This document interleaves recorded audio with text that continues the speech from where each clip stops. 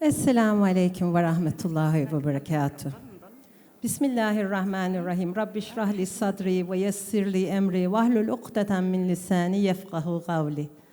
I love this prayer of Prophet Musa. May Allah enable us to explain and pass on whatever it is we want to say. My dear sister gave a good information about me, kind. But what does it mean? Having PhDs, being a member of parliament, being a minister, what does it mean? It has a meaning only if we work for Allah. And if we, am I too loud? I'm sorry.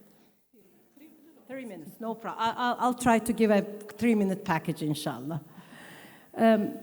Politicians love the microphone. They can't get away from it. So my sister, Yıldız Konalsüstü, my dear sister from Istanbul, member of parliament, took us to Gaza. We have been sleeping with Gaza every day. As we enjoy our nice food, and the Qatar, our friends from Qatar have been such good hosts.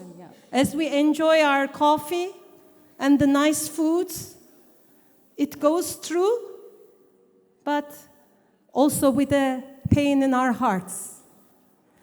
When I was thinking about what should I say, and yesterday there was very nice academic and speeches about everything we could think about, I was thinking about Edward Said. Edward Said was a Christian Palestinian, the father of Orientalism, one of my favorite theories in political science. And Edward Said, in his first article, then in his book on question of Palestine, says this. He says that Palestine, before the Israeli state was established, was presented as the land of milk and honey. This beautiful land with beautiful people, exotic place, everybody wanted to be there. Immediately after the state of Israel was established, Palestine all of a sudden became the home for people without a home. And everybody pretended that Palestinians never existed. What was it they taught us? They taught us human rights. What was the basic human right?